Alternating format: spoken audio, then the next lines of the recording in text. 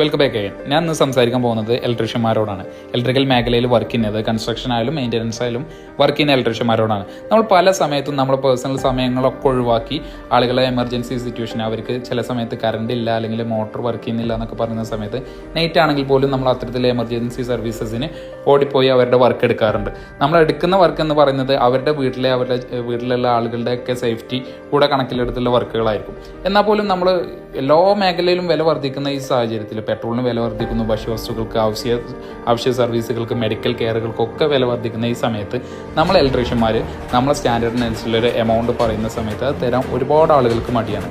എന്നാൽ അവർ മനസ്സിലാക്കേണ്ടത് എല്ലാ ആവശ്യ സർവീസ് പോലെ തന്നെ കുറച്ച് അധികം ബുദ്ധിമുട്ട് ചെയ്യുന്നൊരു വർക്കാണ് ഇലക്ട്രിക്കൽ മേഖലയിലുള്ള വർക്ക്.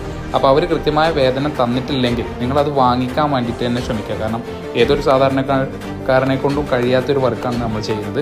അതുകൊണ്ട് കൃത്യമായ വേതനം വാങ്ങിക്കാനും അതനുസരിച്ച് നല്ല സ്റ്റാൻഡേർഡിൽ വർക്ക് ചെയ്ത് കൊടുക്കാനും അവരുടെ സേഫ്റ്റി ഉറപ്പുവരുത്താനും വേണ്ടി നോക്കുക. കൂടാതെ നിങ്ങളെ തൊഴിൽ സാഹചര്യം, നിങ്ങളെ ടൂൾസ്, നിങ്ങളെ എക്യുപ്മെൻറ്റ്സ് മെച്ചപ്പെടുത്താനും വേണ്ടി നോക്കുക. ആസ് എൻ ഇലക്ട്രീഷ്യൻ നിങ്ങൾ വളർന്ന് മുന്നോട്ട് തന്നെ പോവുക. Thanks for watching.